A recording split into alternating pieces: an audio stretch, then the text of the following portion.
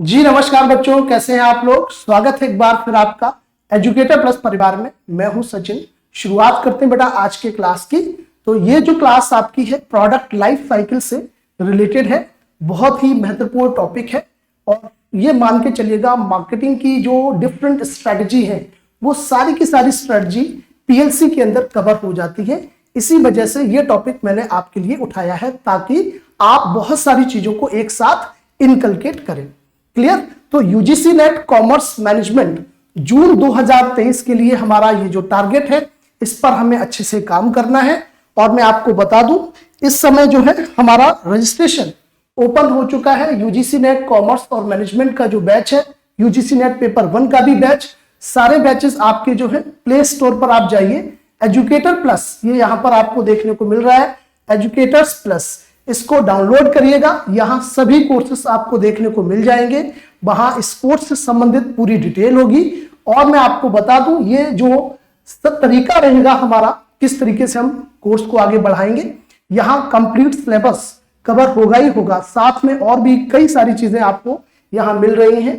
जो पीडीएफ होगा यानी जो आपका स्टडी मटेरियल है वो आपको बाइलिंगुअल मिलेगा, इंग्लिश हिंदी दोनों माध्यम में मिलेगा। साथ में आपके मॉक टेस्ट भी हम ऑर्गेनाइज कराएंगे और जो प्रीवियस ईयर के पेपर्स हैं इनको भी हम यहां पर रिजॉल्व करेंगे बढ़िया तरीके से। साथ में आपका जो डाउट है उसका लाइव सेशन हमारा अलग से होगा।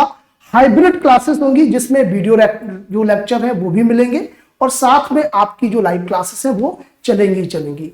तो इस तरीके से कंप्लीट हमारा जो ये पैकेज है इस पर आप एक बार जाइएगा ऐप पर और अपने को रजिस्टर कर सकते हैं। दूसरा, सारी जो वीडियोस हैं नेट से रिलेटेड जो हमारी वीडियोस हैं वो ऑलरेडी प्लेलिस्ट में पड़ी हैं ताकि आप ये वहां चेक कर सके किस किस तरीके से हम पढ़ा रहे हैं, क्या हमारा अप्रोच है, पैटर्न है, राइट। तो और बेहतर तरीके से आप समझेंगे।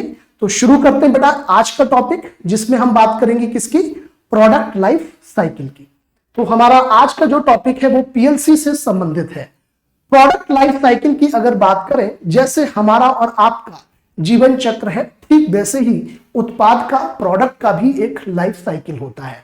जैसे बच्चा जन्म लेता है और उस समय जब बच्चे जन्म लेते हैं और उसके बाद धीरे धीरे ग्रो करते हैं तो पेरेंट्स को बहुत ज्यादा एफर्ट्स डालना पड़ता है, बहुत मेहनत करनी पड़ती है, ये आपको पता होगा, घर में पूछेंगे जाके आप। और उसी तरीके से एक जब नया प्रोडक्ट आप धरातल पर लेके आते हो तो उस समय भी बहुत ज्यादा एंगेजमेंट कंपनी का रहता है, बहुत ज्यादा एफर्ट्स लगाने पड़ते हैं। तो हम इस चर्चा को यहीं से शुरू करते हैं कि किस तरीके से क्या एफर्ट्स हैं, क्या चैलेंजेस हैं जो अलग अलग स्टेजेस पर, चाहे वो शुरुआती स्टेज हो, फिर आपकी ग्रोथ की हो, फिर मैच्योरिटी हो, डिक्लाइन हो, हर स्टेजेस पर आपको डिफरेंट चैलेंजेस देखने को मिलते हैं। और सिर्फ चैलेंजेस ही नहीं, अपॉर्चुनिटीज भी देखने को मिलती हैं। कहीं आपको प्रॉफिट होता हुआ दिखाई पड़ता है तो कहीं आपको लॉस होता हुआ दिखाई पड़ता है। तो किस प्रोडक्ट को किस तरीके से हम परसीव करें ये कई सारे फैक्टर पर आधारित होता है। तो शुरू करते हैं एक सिंपल तरीके से, इसकी शुरुआत कैसे होती है। प्रोडक्ट लाइफ साइकिल में अगर हम सबसे पहली स्टेज पर जाएं तो यहां आपको इंट्रोडक्शन देखने को मिल रहा है। क्या देखने को मिल रहा है?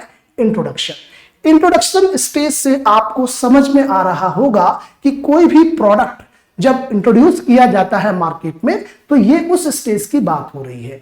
जाहिर सी बात है, शुरुआती स्टेज है, लोग आपके प्रोडक्ट को अभी नहीं जानते हैं, साथ में आपका किस तरीके की वैल्यू डिलीवरी है इसके बारे में भी लोग को नहीं पता है। तो ऐसे में आपकी जो सेल्स होगी शुरुआती स्टेज में ये ना के बराबर होगी और बहुत कम होगी, क्योंकि शुरुआत में जो खरीदने वाले हैं वो बहुत सीमित लोग होते हैं और उनको हम जनरली क्या बोलते हैं, इनोवेटर्स बोलते हैं, जो हमेशा नवाचार में इंटरेस्ट रखते हैं, वो हमेशा नई चीजों को ट्राई करते हैं। तो ऐसे लोग की संख्या जो है वो मार्केट में 2 से 2.5% रहती है, बहुत ज्यादा संख्या नहीं है। तो ये मान के चलिए यहां पर सेल हमारी जो है बहुत कम देखने को मिलती है। इसलिए आपको ये ग्राफ में जैसे जैसे यहां हम ग्रोथ में आगे जाएंगे सेल्स हमारी बढ़ेगी। ये जो स्टेज है वो क्या है, ग्रोथ है। तो इसमें आप देख रहे होंगे कि काफी कम सेल आपको दिख रही है। अब सेल इतनी कम है तो जाहिर सी बात है प्रॉफिट कैसे आपकी ज्यादा होगी, प्रॉफिट उससे भी कम होगी। कई बार ये प्रॉफिट आपकी निगेटिव देखने को मिलती है। जैसे जैसे सेल्स आपकी बढ़ेगी आपका प्रॉफिट भी धीरे धीरे बढ़ेगा। यहां पर जो हमारी तीसरी स्टेज है जिसको हम मैच्योरिटी बोलते हैं, जहां प्रोडक्ट आपका जाके सैचुरेट हो जाता है, ये सेल की हाई पीक है, मतलब कह सकते हो हाईएस्ट सेल यहां पर हो रही है। इसके बाद आप धीरे धीरे नीचे की तरफ जा रहे हैं, यानी कि डिक्लाइन हो रही है। क्यों हो रही है ये हम अभी चर्चा करेंगे एक एक स्टेज को डिटेल में, क्योंकि यहां पर कहीं ना कहीं कॉम्पिटिटर्स आपके सामने खड़े हैं जिनसे आपको टकराना है, जिनसे आपको फाइट करना है। तो ये सिचुएशन काफी चैलेंजिंग होती है। इस सिचुएशन में अगर आपने अपने को कंट्रोल कर लिया तब तो मार्केट में अपनी पोजीशन को डिफेंड कर पाओगे, नहीं तो जो अटैकर्स हैं वो आपसे आगे निकलेंगे और आप डिक्लाइनिंग सिचुएशन में आ जाएंगे। तो ये चारों स्टेजेस को अगर हम डिटेल में देखें एक एक स्टेज को, तो इसके लिए कुछ चीजें आपको पहले समझनी पड़ेंगी। कुछ बहुत बेसिक चीजें हैं, जैसे कोई भी प्रोडक्ट है तो उसको हर एक स्टेज में चैलेंज देखने को मिलेगा। तो हमेशा चैलेंज की ही बात नहीं करेंगे, आपको अपॉर्चुनिटीज भी मिलेगा। ऐसा नहीं है सिर्फ चैलेंजेस होगा। और जब भी हम अपॉर्चुनिटीज की बात करते हैं, इट मींस कहीं ना कहीं आपको पोटेंशियल मार्केट भी देखने को मिल रहा है, ये आपको मोटिवेट करेगा। वहीं चैलेंजेस जो होते हैं वो आपको तैयार करते हैं सिचुएशन के साथ कैसे लड़ना है। इसके लिए जो चुनौतियां हैं ये भी आना बहुत जरूरी है, तभी आप मजबूत होकर उभरेंगे। तो ये बहुत ही इंपॉर्टेंट स्टेजेस है। तो चाहे आप इंट्रो में हो, ग्रोथ में हो, मैच्योरिटी में हो, हर जगह चैलेंजेस हैं। इनकी जो डिग्री है वो बेशक आपकी चेंज हो सकती है। जैसे आप ग्रोथ स्टेज में हैं तो चैलेंजेस थोड़े से कम होंगे, लेकिन शुरुआती स्टेज में है और सैचुरेशन के स्टेज में है तो यहाँ चैलेंजेस आपको ज्यादा देखने को मिलेंगे। तो ये कुछ महत्वपूर्ण चीजें हैं जिनको आप कंसीडर करते हुए चले।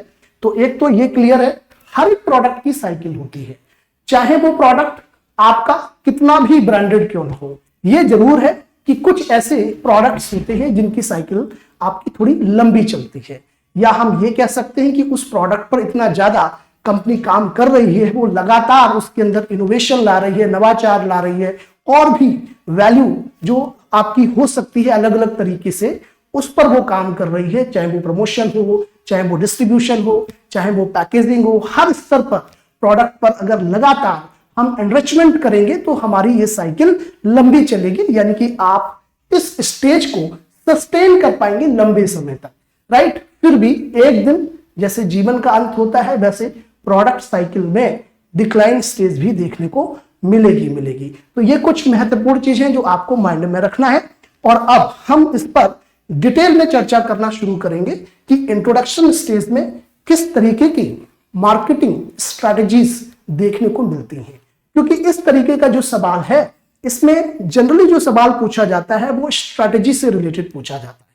और जब मार्केटिंग स्ट्रैटेजी की बात होती है तो यहां पर हम प्रोडक्ट की बात करेंगे, प्रमोशन की बात करेंगे, डिस्ट्रीब्यूशन की बात करेंगे और प्राइसिंग की बात करेंगे।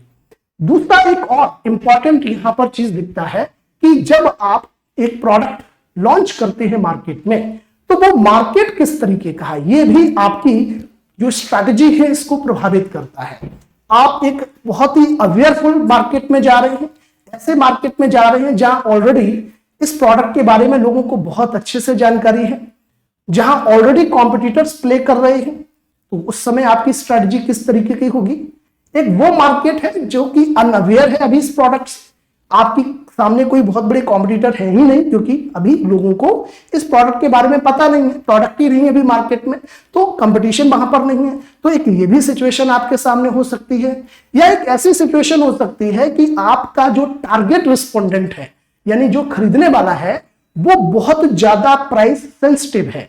अब प्राइस सेंसिटिव है इसका मतलब यह हुआ कि बहुत ज्यादा वो मैचिंग कर रहा है, प्राइस को लेकर बहुत ज्यादा संवेदनशील है। थोड़ा सा भी आप प्राइस बढ़ा देंगे तो हो सकता है बड़ी संख्या में लोग आपके प्रोडक्ट को खरीदना बंद कर दें, राइट। तो ये वो लोग हैं जो प्राइस के फ्लक्चुएशन से काफी ज्यादा प्रभावित होते हैं।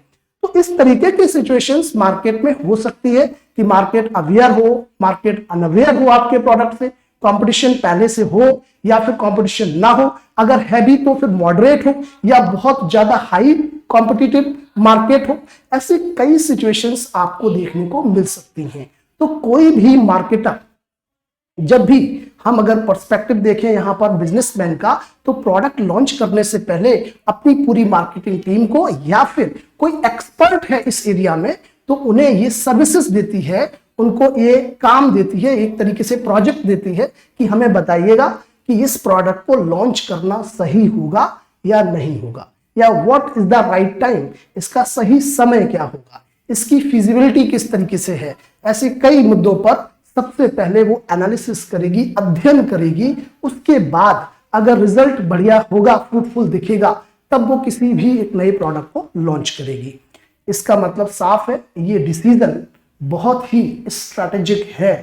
प्रोडक्ट को लॉन्च करना, ये डिसीजन कभी भी ध्यान रखना, ये मिडिल मैनेजमेंट या लोअर मैनेजमेंट का नहीं होता, ये स्ट्रैटेजिक मैनेजमेंट का डिसीजन है।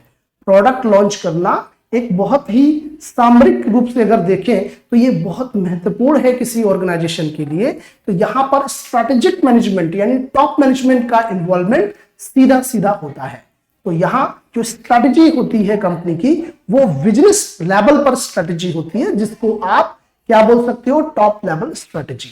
तो यहां पर जब हम प्रोडक्ट बेटा लॉन्च करते हैं, चूंकि शुरुआती टाइम है, लोग जानते नहीं है बहुत ज्यादा प्रोडक्ट को, हम मान के चलते हैं कि आप जनरली जो मार्केट है वो हमारा ऐसा है कि आपके प्रोडक्ट से बहुत अवेयर नहीं है, और वैसे भी कोई काम आप शुरू करते हैं तो धीरे धीरे लोग आपको जानना शुरू करते हैं। तो यहां पर इंट्रोडक्शन जो स्टेज आपकी दिखेगी, यहां आपकी जो सेल है वो बहुत सीमित दिखेगी, ना के बराबर दिखेगी या बहुत कम दिखेगी। धीरे धीरे ये सेल आपकी बढ़ती हुई जाएगी। तो ये ग्रो आपका सेकेंड स्टेज में, फिर मैच्योरिटी, फिर डिक्लाइन, ये आपको एक पूरा साइकिल दिख रहा है। साथ में यहाँ जो डैश डैश लगा हुआ है, ये जो आपको दिख रहा है, ये प्रॉफिट का हमने कंसीडर किया है। प्रॉफिट हमेशा इसके नीचे ही रहेगी, सामान्य सी बात है, क्योंकि सेल्स से रेवेन्यू आप कमाएंगे, राइट। उसके बाद उसमें कॉस्ट को माइनस करेंगे, एक्सपेंडिचर को माइनस करेंगे। जब रेवेन्यू से एक्सपेंडिचर माइनस होगा तभी प्रॉफिट आएगी, तो जाहिर सी बात है प्रॉफिट काफी कम होगी सेल्स की तुलना में, इसीलिए ये आपको नीचे देखने को मिल रहा है। इसका मतलब यहां पर अगर प्रॉफिट है तो यहां पर सेल्स है, तो ये जो आपका दायरा है ये एक्सपेंडिचर वाला है। यानी हम कह सकते हैं सेल्स यानी कि revenue minus expenditure equal to profit. तो प्रॉफिट हमेशा इस तरीके से देखने को मिलेगी। शुरुआती स्टेज में प्रॉफिट आपकी निगेटिव भी हो सकती है। शुरुआती स्टेज में आपकी प्रॉफिट जो है वो नेगेटिव भी हो सकती है, और हो सकता है कि आप इक्विलिब्रियम की कंडीशन में है, यानी कि नो प्रॉफिट और नो लॉस, ये भी हो सकता है। ये भी हो सकता है कि नॉमिनल प्रॉफिट भी आप अर्न कर लें। तो कुल मिला के हम एक लाइन में अगर बोलें तो हम कह सकते हैं कि शुरुआती स्टेज में आपको प्रॉफिट देखने को नहीं मिलती है, राइट। अब बात आती है दूसरी। अब बात ये आती है कि भाई अगर हमारी सेल्स कम है तो खर्चा तो उतना ही होगा, क्योंकि कुछ ऐसी कॉस्ट होती हैं जो आनी ही आनी है। जैसे अगर हम बात करें फिक्स कॉस्ट की, इसकी बात कर रहे हैं फिक्स कॉस्ट। अब मैं आपको पढ़ा रहा हूं, राइट।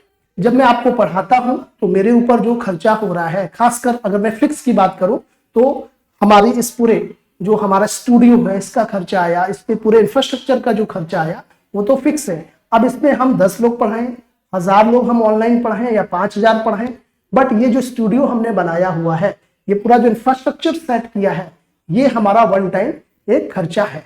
अब बेशक हम शुरुआत 2 बच्चों से करें या 10 बच्चों से करें, इस खर्चे को हम कम नहीं कर सकते, यानी ये हमारा फिक्स है। समझ में आ रहा है। इसीलिए कहते हैं कि शुरुआती स्टेज में कॉस्टिंग जो है आपकी वो बहुत ज्यादा देखने को मिलती है तुलनात्मक रूप से जब हम आगे बढ़ते हैं उस केस में। कैसे? क्योंकि जो फिक्स खर्चा है वो तो आपको करना ही करना है। दूसरी चीज, जब भी आप प्रोडक्ट को डेवलप करते हैं तो R&D का जो खर्चा है, रिसर्च एंड डेवलपमेंट, वो भी होना ही होना है, वो भी जरूरी है, वो भी शुरू में ही होगा। बाद में तो बस हम इंक्रीमेंटल इनोवेशन करेंगे। इंक्रीमेंटल इनोवेशन मतलब कुछ कुछ नया जोड़ते रहना, वो उतना खर्चीला नहीं होगा। लेकिन शुरुआत में जब प्रोडक्ट आप जीरो से बनाएंगे, जीरो से शुरू करेंगे, उस पर डेवलपमेंट पर खर्च करेंगे, उस प्रोडक्ट की टेस्टिंग पर खर्च करेंगे, तो जाहिर सी बात है कि यहां पर आपका कॉस्टिंग बहुत ज्यादा देखने को मिलेगा। तो इसीलिए यहां पर हम कह सकते हैं जो कॉस्ट है बेटा वो कैसी होती है, वो कॉस्ट आपकी काफी हाई होती है, हाई कॉस्ट होती है। अब हाई कॉस्ट है, सेल्स आपकी बहुत कम है, तो जाहिर सी बात है आप या तो लॉस में रहेंगे या फिर आप जो है नॉमिनल अर्न इतना कर लेंगे कि प्रॉफिट तो नहीं होगी बट खर्चे निकालने, पर इतना आसान नहीं है, बहुत चैलेंजिंग है। Industry to industry, product to product ये वेरी भी करता है। कुछ प्रोडक्ट में हो सकता है खर्चे निकालना जल्दी शुरू कर दे, कुछ प्रोडक्ट में हो सकता है कि खर्चे निकालने के लिए ज्यादा इंतजार करना पड़े। ठीक है, ये डिपेंड करेगा। अब यहां पर आपको कॉस्टिंग दिख रही है, सिर्फ कॉस्टिंग यहीं से नहीं आ रही है, केवल जो फिक्स इंफ्रास्ट्रक्चर कॉस्ट है या फिर जो आपकी एक टोटल जो कॉस्ट आपकी ये बन रही है कि जो प्रोडक्शन कॉस्ट जैसे आप बोल रहे हो, खासकर प्रोडक्शन के अंदर R&D कॉस्ट की अगर मैं बात करूं, रिसर्च एंड डेवलपमेंट, सिर्फ इतना ही नहीं है, आपको शुरुआती स्टेज में प्रमोशन भी बहुत ज्यादा करना होता है। तो एक तो प्रमोशन का कॉस्ट यहाँ बहुत ज्यादा देखने को मिलेगा, क्योंकि प्रोडक्ट को अवेयर कराना, यानी कि लोगों को प्रोडक्ट से अवेयर कराना, ये बहुत बड़ा एक जो है टास्क है मार्केटर के सामने। जब मैं यहाँ मार्केटर वर्ड यूज करता हूं तो आप इसको एक बिजनेसमैन या एक कंपनी से जोड़कर देखिएगा। ठीक है, ये कॉमन टर्म है, इसलिए बार बार मार्केटर टर्म में यूज करूंगा। तो यहां पर मार्केटर का काम क्या होगा, प्रमोट करना, और हाई प्रमोशन करना पड़ेगा, तभी आपके प्रोडक्ट लोगों तक, इसकी जानकारी लोगों तक पहुंचेगी। इट मींस हैवी प्रमोशन, ये भी एक कॉस्ट को लेके आएगा। अब जब हैवी प्रमोशन होगा तो जाहिर सी बात है एक कॉस्ट यहां से भी ऐड होगी, एक कॉस्ट यहां से ऐड होगी, एक कॉस्ट आपकी जो है फिक्स कॉस्ट रहेगी, बाकी प्रोडक्शन कॉस्ट है वो रहेगी, राइट, R&D कॉस्ट है वो भी रहेगी। तो इतनी सारी कॉस्ट आपकी यहां पर प्लस होती चली जाती है, प्लस प्लस प्लस।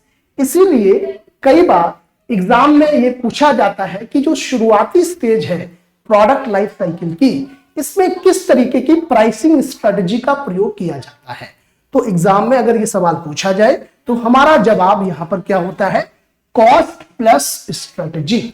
बट कई बार ये टर्म आपको ऑप्शंस में देखने को नहीं भी मिलेगा, राइट, क्योंकि इसको हम दूसरे तरीके से भी कनेक्ट कर सकते हैं। कैसे, यहां हैवी प्रमोशन की कॉस्ट है, यहां पर फिक्स कॉस्ट है ही है, राइट, बाकी आपकी R&D कॉस्ट है।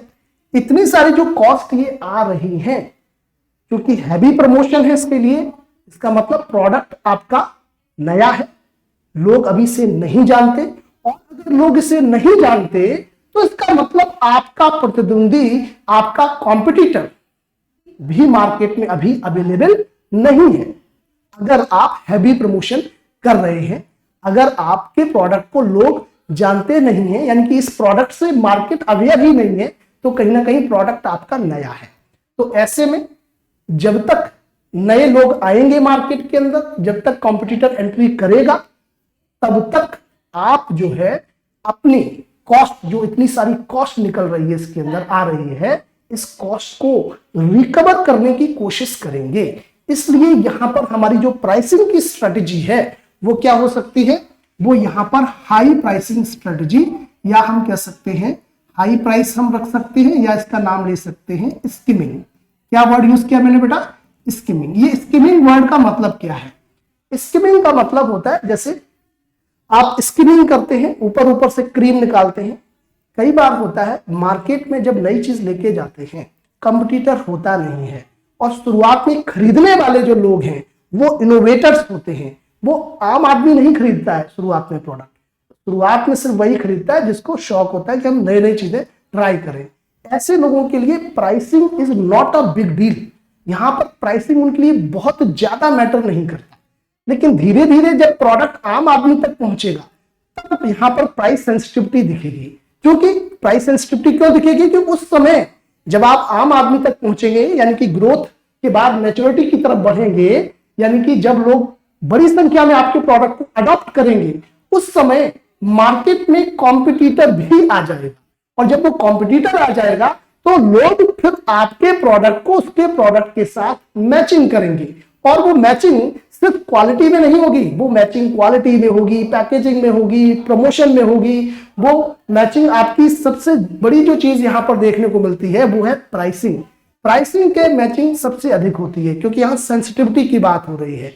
बड़ी संख्या में लोग खरीदते हैं तो प्राइस को देखकर काफी ज्यादा उनका जो पैटर्न है परचेज करने का वो कम और ज्यादा होता है, यानी कि यूसेज घटता और बढ़ता है। तो ऐसे में आप कह सकते हो कि शुरुआत में ही अपनी कॉस्ट को जल्दी से रिकवर कर लो जब तक कोई कॉम्पिटिटर मार्केट में आए। इसलिए हम इनिशियली हाई प्राइसिंग करते हैं और कह सकते हो स्किमिंग प्राइसिंग करते हैं, जिससे हम अपनी कॉस्ट को रिकवर करें। ये हाई प्राइस करने का मतलब ये नहीं है कि आप प्रॉफिट कमा रहे हैं ना, प्रॉफिट नहीं कमा रहे हैं, अभी तो भाई इतनी कॉस्ट आ रही है, इसी को रिकवर करने में आपको समय लगेगा। तो शुरुआत में आप स्किमिंग या हाई प्राइस करते हैं जिससे कि हम अपनी कॉस्ट को रिकवर करें, या फिर आप कॉस्ट प्लस प्राइसिंग कर लेते हैं। भाई कॉस्ट प्लस में भी कहीं ना कहीं हम सभी कॉस्ट को ही रिकवर करने की कोशिश करते हैं। तो कुल मिला के अगर आंसर में ये दिया है तो ये टिक करेंगे, ये दिया है कॉस्ट प्लस तो ये टिक करेंगे, दोनों में से एक जरूर दिया होगा। ठीक है। दूसरा एक और केस होता है जो मैंने आपको बताया था कि मार्केट की कंडीशन अलग अलग हो सकती है। क्या पता आप ऐसे मार्केट में एंट्री कर रहे हैं जहां पर ऑलरेडी कंपटीशन है, जहां मार्केट प्रोडक्ट से अवेयर है, उस समय किस तरीके की स्ट्रेटेजी होगी। ये आपके जो केस हैं, ये अगर ऐसा सवाल पूछा जाएगा तो वहां ये सिचुएशन मेंशन जरूर होगी, क्योंकि वो फिर केस वहां पर लिखा जाएगा, क्योंकि ये जनरल पैटर्न होता है। अलग केसेस का सवाल पूछा जा रहा है तो केस में वहां पर सवाल के अंदर मेंशन कर देंगे कि आप एंटर कर रहे हैं ऐसे मार्केट में जो हाईली कॉम्पिटिटिव मार्केट है। ऐसे में आप किस तरीके की स्ट्रेटजी का प्रयोग करेंगे, किस तरीके की प्राइसिंग का प्रयोग करेंगे। तो जाहिर सी बात है, हाईली कॉम्पिटिटिव मार्केट में जहां लोग सेंसिटिव है बहुत ज्यादा प्राइस को लेके, तो वहां प्राइस आपकी कैसी होगी, वहां प्राइस आपकी लो होगी। बट ये केस मेंशन होगा तब आपको ये जवाब देना है। अदरवाइज जनरली आप देखेंगे तो कोई भी प्रोडक्ट लॉन्च करते समय इन सब कॉस्ट को रिकवर करना अपने आप में बहुत बड़ा चैलेंज है। इस वजह से यहां पर आप स्किमिंग और हाई प्राइसिंग का प्रयोग करते हुए नजर आ रहे हैं। क्लियर है बात। तो ये था हमारा एक टर्म। अब इसमें दूसरी चीज देखते हैं। अभी ध्यान रखना, हम सिर्फ इंट्रोडक्शन स्टेज पर ही हैं, बाद में आगे बढ़ेंगे। शुरुआती स्टेज में आपको पता है, क्योंकि आपके प्रोडक्ट को लोग अभी बहुत ज्यादा नहीं जानते, और जब लोग ज्यादा नहीं जानेंगे तो खरीदने वालों की संख्या बहुत सीमित है, क्योंकि वो इनोवेटर्स ही खरीद रहे हैं इस समय। ऐसे में आपका जो डिस्ट्रीब्यूशन होगा वो बहुत एक्सटेंसिव नहीं होगा। क्यों? क्योंकि खरीदने वाले आपको मार्केट में बहुत कम जगह, कम लोग देखने को मिल रहे हैं। तो ऐसे में उन एरिया जहां जहां आपको लगता है कि ज्यादा इनोवेटर रहते हैं या ज्यादा इस तरीके के लोग रहेंगे जो नई चीजों को खरीदना चाहते हैं, तो उस तरीके से आप उन एरिया में डिस्ट्रीब्यूशन अपने शुरू करें। इसका मतलब सिलेक्टिव डिस्ट्रीब्यूशन स्ट्रेटेजी होगी। कौन सी होगी? Selective distribution. आप मास लेवल पर डिस्ट्रीब्यूशन अभी मत करिए, क्योंकि खरीदने वाले सीमित हैं। तो कैसा डिस्ट्रीब्यूशन होगा बेटा? सिलेक्टिव। अब यहां पर अगर हम देखें तो डिस्ट्रीब्यूशन को मैं थोड़ा सा कलर चेंज कर देता हूं तो आपको समझने में और अच्छा रहेगा। इंट्रोडक्शन स्टेज की अभी बात हो रही है, अभी सिर्फ हम इंट्रोडक्शन में चल रहे हैं। तो डिस्ट्रीब्यूशन स्ट्रेटेजी जो हमारी होगी वो कैसी होगी बेटा? वो हमारी सिलेक्टिव होगी। कैसी होगी बेटा? वो सिलेक्टिव होगी। क्लियर है बात? तो यहां पर हमारी सिलेक्टिव डिस्ट्रीब्यूशन होगी, हाई प्राइसिंग होगी।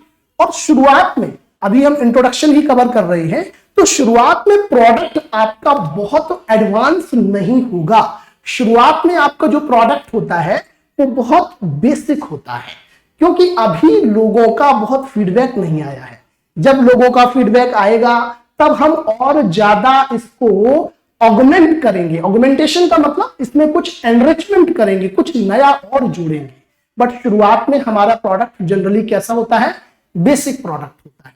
तो इंट्रोडक्शन स्टेज में आपका प्रोडक्ट देखने को मिलता है वो कैसा? बेसिक। इधर लिख देता हूं मैं, इंट्रोडक्शन स्टेज में आपका प्रोडक्ट कैसा होता है बेटा? बेसिक प्रोडक्ट होता है। ध्यान रखिएगा, बेसिक प्रोडक्ट। ठीक है। डिस्ट्रीब्यूशन आपकी शुरुआत में सिलेक्टिव। प्राइसिंग आपकी कैसी होगी? हाई प्राइस, यानी स्किमिंग स्ट्रेटेजी होगी। क्यों कर रहे हैं? क्योंकि प्रमोशन का कॉस्ट इतना ज्यादा आ रहा है, हैवी प्रमोशन कर रहे हैं आप। यहाँ पर प्रोडक्ट को डेवलप कर रहे हैं, वो कॉस्ट है, R&D कॉस्ट है, फिक्स कॉस्ट है ही है, राइट। तो इस तरीके से आपकी जो कॉस्टिंग बढ़ रही है इसको रिकवर करने के लिए हम हाई प्राइस कर रहे हैं। तो यहां तक क्लियर है। प्रोडक्ट हो गया, प्राइस हो गया, प्लेस हो गया और प्रमोशन हो गया। प्लेस का मतलब डिस्ट्रीब्यूशन। तो मार्केटिंग मिक्स हम चेक करते हैं हर एक स्टेज पर जब हम पीएलसी पढ़ते हैं, ठीक है। तो मार्केटिंग मिक्स में प्रोडक्ट, प्राइस, प्लेस और प्रमोशन। प्लेस का मतलब डिस्ट्रीब्यूशन। हमने चारों स्ट्रेटजी यहां पर समझ ली इंट्रोडक्शन लेवल पर। क्लियर है बात? डन है। चलिए अब जब इंट्रोडक्शन से हम आगे बढ़ेंगे धीरे धीरे, शुरुआत में जो लोग आपके प्रोडक्ट को अडॉप्ट करते हैं उनको अर्ली अडॉप्टर बोलते हैं। क्या बोलते हैं? Early adopter. तो यहां पर कौन थे बेटा? यहां पर थे इनोवेटर्स। कौन थे बेटा? इनोवेटर्स। अब यहां कौन खरीदेगा बेटा? यहां खरीदेगा अर्ली अडॉप्टर।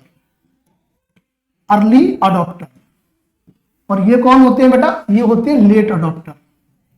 इनको क्या बोल सकते हैं? Late adopter. ठीक है बात। इसके बाद वाले जब आएंगे ये वो लोग हैं जो तब आएंगे जब इनको लगेगा गली मोहल्ले वाले ने, ऊपर वाले ने, नीचे वाले फ्लोर ने, सबने, दादा ने और रिश्तेदारों ने, सबने ये प्रोडक्ट खरीद लिया है, तब ऐसे लोग वहां प्रोडक्ट खरीदने जाएंगे। इतने ज्यादा कन्वेंशनल होते हैं, इतने ज्यादा जो है कह सकते हो डॉगमेटिक टाइप के होते हैं कि भैया ये प्रोडक्ट हम खरीद रहे हैं तो यही खरीदेंगे, नए पर स्विच नहीं करेंगे। ये नए पर स्विच कराना इनके लिए बहुत ही ज्यादा ये चैलेंजिंग होता है मार्केटर के लिए कि इनको नए प्रोडक्ट पे स्विच करा दिया जाए। ये बिल्कुल अंत में आते हैं, इनको बोलते हैं लैगार्ड्स। क्या बोलते हैं बेटा? लैगार्ड्स बोलते हैं। ये सबसे अंत में आने वाले लोग हैं। समझ में आ गई बात? और ये ऐसे समय पर आते हैं कि मालूम पड़ा उसके बाद ये प्रोडक्ट धीरे धीरे मार्केट से ही निकलना शुरू होना लगता है, यानी कि डिक्लाइनिंग स्टेज की तरफ ये बढ़ने लगता है। तो ये कुल मिला के आपका जो है खरीदने वालों का पैटर्न है। अब हम जब ग्रोथ में आते हैं, जो हमारी दूसरी स्टेज है, इस ग्रोथ के अंदर भी मार्केटिंग मिक्स स्ट्रेटेजी होगी। जैसे आपकी ये मार्केटिंग मिक्स स्ट्रेटेजी थी जो हमने इंट्रोडक्शन में ये वाली पढ़ी थी, ऐसे ही आपकी ग्रोथ में भी दिखेंगी, राइट। तो ग्रोथ में कौन सी, वो मैं आपको एक फ्रेश पेज पर बता देता हूं, फ्रेश स्लाइड पर, जिससे कि इसमें मिक्सिंग ना हो। देखिए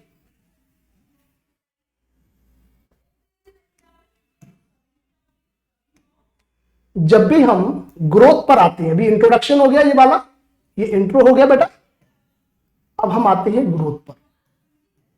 जैसे हम ग्रोथ पर आएंगे, हम यहां तक चल रहे हैं, ठीक है, यहां तक ग्रोथ मान के चल रहे हैं। ध्यान रखना जो ग्रोथ स्टेज होती है ये वो स्टेज है जिसमें जो सेल्स की रेट है, जो सेल्स बढ़ने का जो रेट है यानी ग्रोथ रेट है, वो बहुत ज्यादा देखने को मिलता है। अगर देखा जाए तो जैसे जैसे आप मैच्योरिटी पे आते हैं, सैचुरेशन आपका प्रोडक्ट का होता है, वैसे वैसे आपकी देखो सेल्स यहां सबसे ज्यादा है, ये पीक है सेल्स की। यहां वॉल्यूम अगर देखें तो अगर यहां 100 यूनिट बिक रहा है तो यहां 120 यूनिट बिक रहा है, वॉल्यूम सबसे ज्यादा यहां पर है। लेकिन ग्रोथ रेट की बात अगर की जाए तो यहां ग्रोथ रेट कम होगा, यहां ग्रोथ रेट ज्यादा है। दिख रहा है भाई? सीधा सीधा आप ऐसे आगे बढ़ रहे हैं तो ये तो ग्रोथ हाईएस्ट होगा, ठीक है ना। फिर सैचुरेशन हो रहा है यानी कि ग्रोथ रेट आपका कम होता जा रहा है, क्योंकि जितने भी पोटेंशियल कस्टमर खरीदने वाले थे वो आपके प्रोडक्ट को लगभग खरीद चुके हैं, राइट। इधर से कोई दूसरा कंपटीटर भी मैदान में आ गया है तो कुछ पोटेंशियल कस्टमर आपके जो है वो लेना शुरू कर देगा। तो ऐसे सिचुएशन में हम कह सकते हैं कि अब यहां पर आप क्या हो गए हैं? रुक गए हैं, एक तरीके से आप अपनी पीक पर आ चुके हैं, ठीक है। तो ये जो ग्रोथ स्टेज होती है इसमें क्या क्या आपकी मार्केटिंग स्ट्रेटेजी रहेंगी ये समझना है। ग्रोथ स्टेज में भी हमारी मार्केटिंग स्ट्रेटजीज होंगी। इसमें सबसे पहले हम बात कर लेते हैं प्रोडक्ट की, क्योंकि मार्केटिंग मिक्स में प्रोडक्ट, प्राइस प्लस प्रमोशन को हम देखते हैं 4P को। यहां जो हमारा बेटा प्रोडक्ट होगा वो कैसा होगा? यहां पर हमारा प्रोडक्ट अब बेसिक नहीं होगा, क्योंकि जब ग्रो कर रहे होते हैं तो हम साथ साथ अपने प्रोडक्ट में एडवांसमेंट भी करते हैं, क्योंकि लोगों से फीडबैक भी लगातार हम लेते रहते हैं। तो यहां पर आप होंगे कहां? Towards augmentation. ये मैं शब्द लिख रहा हूं टुवर्ड्स, ये मैंने क्यों लिखा है टुवर्ड्स, इसको थोड़ा ध्यान से समझने की कोशिश करिएगा। टुवर्ड्स ऑगमेंटेशन, टुवर्ड्स ऑगमेंटेशन यानी कि अब आप कहां जा रहे हैं? अब आप जा रहे हैं ऑगमेंटेशन की तरफ, क्योंकि ग्रोथ में लगातार जब आप आगे बढ़ते जाएंगे और फीडबैक आता जाएगा तो आपके प्रोडक्ट में एनरिचमेंट भी धीरे धीरे होती रहेगी। वन टाइम एनरिचमेंट नहीं होता है हमेशा, क्योंकि प्रोडक्ट जो है यहां पर डायनेमिक स्थिति में है, भाग रहा है, धीरे धीरे चल रहा है। जब वो चल रहा है तो इसमें लगातार हम कुछ ना कुछ ऐड करते रहेंगे। तो ये टुवर्ड्स ऑगमेंटेशन है, हम यहां पर कुछ जोड़ने की तरफ अब अग्रसर है। अगर हम बात करें प्राइसिंग की बात करें तो प्राइसिंग यहां पर कैसी होगी? अब देखो मार्केट में जैसे जैसे सेल आपकी बढ़ेगी, आपका खर्चा जो कॉस्टिंग है वो पर यूनिट धीरे धीरे रिड्यूस होती जाएगी, क्योंकि फिक्स कॉस्ट तो वही है और वॉल्यूम सेल्स का बढ़ रहा है। फिक्स कॉस्ट वही है, वॉल्यूम सेल्स का बढ़ रहा है, तो जाहिर सी बात है पर यूनिट कॉस्ट आपकी कम आनी शुरू हो जाएगी। भाई अब मैं आपको पढ़ा रहा हूं तो मैंने 10 लाख रुपए का मान लेते हैं डिजिटल, ये जो हमारा ये पूरा जो आपको स्टूडियो दिख रहा है जिसमें हमारा ये प्रोजेक्टर जो डिजिटल बोर्ड है ये भी शामिल है, पूरा इंफ्रास्ट्रक्चर हमने सेटअप किया। मान लो ये 10 की कॉस्ट 10 से 15 लाख है, फिक्स कॉस्ट 15 लाख या 10 लाख मान के चलते हैं। अब मैं 2 बच्चों को पढ़ाऊंगा तो उस केस में ये मान के चलो एक बच्चा 5 लाख रुपए की कॉस्ट का पड़ रहा है, क्योंकि 2 बच्चे पढ़ा रहा हूं और सिर्फ 10 लाख रुपए हम उसके लिए खर्च कर रहे हैं, तो एक बच्चे पर कॉस्ट हमारी कितनी आ रही है? 5 लाख की आ रही है, राइट। यही अगर हम 2000 बच्चे पढ़ाएंगे या 200 बच्चे पढ़ाएंगे मान लेते हैं, तो कॉस्ट हमारी पर बच्चा कम होगी। 2000 पढ़ाएंगे तो और कम होगी, 10,000 पढ़ाएंगे तो और कम होगी, और कल को भगवान ने चाहा तो 5 लाख रुपए 5 लाख बच्चे अगर हम पढ़ा रहे हैं तो 1 रुपए कितनी पड़ेगी? कहने का मतलब है जैसे जैसे प्रोडक्शन आपका बढ़ता जाता है, वो जैसे जैसे सेल्स आपकी बढ़ती जाती है, वैसे वैसे पर यूनिट कॉस्ट हमारी जो है कम होती जाती है, जिसको बोलते हैं इकोनॉमी ऑफ स्केल। ये टर्म बहुत बार आपने पढ़ा होगा, ठीक है, इकोनॉमी ऑफ स्केल। तो प्राइसिंग बेटा स्ट्रेटजी हमारी क्या होगी? सेल्स बढ़ रही है, पर यूनिट कॉस्ट कम हो रही है, तो अब कॉस्ट रिकवर करने का टेंशन है नहीं, अब तो प्रॉफिट कमाना शुरू कर रहे हैं आप। तो यहां पर हम प्राइसिंग को थोड़ा सा लो कर सकते हैं, या हम एक नया टर्म यूज करते हैं जो एग्जाम्स में पूछे जाते हैं, वही टर्म्स यहां पर हम यूज करेंगे। इसको बोलते हैं, अब हम जा रहे हैं टुवर्ड्स पेनिट्रेशन। किसकी तरफ जा रहे हैं बेटा? Towards penetration. हमारी प्राइसिंग कैसे होगी? पेनिट्रेशन स्ट्रेटजी की तरफ अब हम जा रहे हैं, तो हम पेनिट्रेशन स्ट्रेटजी को यहां पर बोल सकते हैं। क्लियर है बात? तो यहां पर ध्यान रखना, जब भी किसी मार्केट को आप पेनिट्रेट करते हैं तो पेनिट्रेशन कभी हाई प्राइस से आप कर ही नहीं सकते। पेनिट्रेशन करने के लिए आपको प्राइस को कम करना ही पड़ेगा। तो यहां पर आपकी जो प्राइसिंग है वो लो प्राइस से जोड़कर आप देख सकते हो। किससे जोड़कर? लो प्राइस से। तो हमने प्रोडक्ट स्ट्रेटजी पढ़ ली, प्राइसिंग पढ़ ली। अब हम बात करते हैं प्रमोशन की। अभी बेटा हम किस पर चल रहे हैं? अभी हम चल रहे हैं ग्रोथ स्टेज पर। किस पर चल रहे हैं बेटा? ग्रोथ स्टेज पर। ध्यान रखना, इससे पहले हम किस पर चल रहे थे? इससे पहले हमने जो पूरा समझा था वो समझा था आपका जो है इंट्रोडक्शन। यहां पर इंट्रोडक्शन लिखा है, एक बार मैं यहां फिर से लिख देता हूं। यहां सब कुछ जो आपने समझा, ये पूरा सिस्टम ये इंट्रोडक्शन के हिसाब से समझा था, ये जितने भी स्ट्रेटजी आपने पढ़ी थी, ठीक है बात। यहां पर जो आप समझ रहे हैं वो ग्रोथ के अकॉर्डिंग समझ रहे हैं, ग्रोथ स्टेज पर क्या स्ट्रेटजी होती है। तो प्राइसिंग हमारी टुवर्ड्स पेनिट्रेशन है, यानी कि लो प्राइसिंग की तरफ है। प्रमोशन की बात करें तो हमारा जो प्रमोशन होगा वो क्या होगा? यहां पर प्रमोशन आपका थोड़ा सा डाउन होगा पहले की तुलना में, क्योंकि अब लोग काफी जान चुके हैं आपके प्रोडक्ट को। अब 1-to-1 खुद से ही वर्ड ऑफ माउथ प्रमोशन चलेगा। जब आपके प्रोडक्ट का अच्छा फीडबैक आने लगता है लोगों के द्वारा, तो फिर 1-to-1 लोग अपने आप आपका प्रचार करते रहते हैं। तो यहां प्रमोशन आपका थोड़ा सा हल्का हो जाएगा। अब यहां एक और चीज है, प्रमोशन की जो कॉस्टिंग है वो भी पर यूनिट कम आएगी। ये भी तो बात है। जहां हमारा पहले टारगेट जो होता था प्रमोशन करने का, वो होता था कि भाई लोगों को सिर्फ अवेयर कराना है, राइट। अब आपके जब प्रोडक्ट लोग खरीदने लगेंगे तो अब उनको आप बहुत ज्यादा फोकस नहीं करेंगे प्रमोशन पे, क्योंकि वो तो आपके प्रोडक्ट को खरीद ही रहे हैं। अब जो सेगमेंट बचे हुए हैं वहां फोकस करेंगे। और दूसरा, word of mouth promotion automatic चलेगा मार्केट में, तो हम प्रमोशन को थोड़ा सा हल्का करेंगे, स्लो करेंगे। तो कोई पूछता है प्रमोशन हाई कब होता है, तो इंट्रोडक्शन स्टेज पर होता है, और प्रमोशन हाई कब होता है, वो सैचुरेशन जो मैच्योरिटी स्टेज है, यहां पर भी प्रमोशन हाई होता है। क्यों होता है ये मैं आपको आगे समझाऊंगा जब स्टेज पढ़ाऊंगा। कौन सी वाली? जब पढ़ाऊंगा मैच्योरिटी स्टेज। तो फिलहाल यहां पर अगर हम देखें बेटा, तो यहां पर हमारी जो प्रमोशन स्ट्रेटेजी है, प्रमोशन जो हमारी है वो कैसी हो जाएगी, हमारी स्लो प्रमोशन हो जाएगा। ठीक है बेटा, स्लो प्रमोशन। एक और चीज समझ लीजिएगा, जब हम शुरुआती टाइम पे प्रमोशन कर रहे थे, जो ये हाई प्रमोशन हम कर रहे थे, या हमारा जो मेन प्रमोशन का तरीका होता था वो एडवर्टीजमेंट ज्यादा था। एडवर्टीजमेंट पर हम ज्यादा फोकस कर रहे थे। ठीक है, एडवर्टीजमेंट पर हम ज्यादा फोकस कर रहे थे। वैसे मैं आपको बता दूं, प्रमोशन जो टेक्निक्स होती है ये काफी हद तक नेचर ऑफ प्रोडक्ट पर डिपेंड करती है। अगर इंडस्ट्रियल प्रोडक्ट है तो एडवर्टीजमेंट हमारा ना के बराबर होगा, राइट। अगर हम कंज्यूमर प्रोडक्ट की बात कर रहे हैं, एफएमसीजी प्रोडक्ट की बात कर रहे हैं, फास्ट मूविंग कंज्यूमर गुड जो हम लोग जनरली डेली यूज करते हैं, उसके लिए हम एडवर्टीजमेंट पर ज्यादा फोकस करते हैं, राइट। अगर हम इंडस्ट्रियल बाइंग की बात करते हैं, यानी कि कंपनी का जो रॉ मटेरियल खरीदना बेचना है या उसके कंपोनेंट जो खरीदने बेचने हैं, वहां एडवर्टीजमेंट वगैरह नहीं चलता, क्योंकि एडवर्टीजमेंट तब चलता है जब हम मास लेवल पर टारगेट करना चाहते हैं। तो उस केस में हमारा पर्सनल सेलिंग चलता है। बिजनेस बाइंग के केस में, इंडस्ट्रियल बाइंग के केस में, या हम कहें जब हम कंपोनेंट रॉ मटेरियल वगैरह ये सब खरीदते बेचते हैं, तो परचेजर और सप्लायर डायरेक्ट बात करते हैं, तो उसको पर्सनल सेलिंग से जुड़कर देख सकते हैं। तो प्रमोशन स्ट्रेटजी काफी हद तक डिपेंड करती है nature of product, nature of industry पर। तो यहां तक हमने डन कर लिया है। अब ग्रोथ स्टेज में हमारी प्रमोशन स्लो हो जाएगी, प्राइसिंग हमारी टुवर्ड्स लो हो जाएगी, प्रोडक्ट हमारा ऑगमेंटेशन की तरफ जाएगा, यानी कि इंक्रीमेंटेशन इसमें देखने को मिलेगा। और अगर हम डिस्ट्रीब्यूशन की बात करें, तो यहां पर डिस्ट्रीब्यूशन, चूंकि अब लोग आपके बढ़ रहे हैं, आपके डेटाबेस में लोग बढ़ रहे हैं, यानी कि मार्केट में ज्यादा लोग खरीद रहे हैं, तो जाहिर सी बात है अब आपको इंटेंसिटी बढ़ानी पड़ेगी। अपने प्रोडक्ट की पहुंच जो है लोगों तक, उस पर अच्छे से काम करना होगा। इट मींस डिस्ट्रीब्यूशन हमारा अब कैसा होगा, इंटेंसिव की तरफ हम बढ़ेंगे।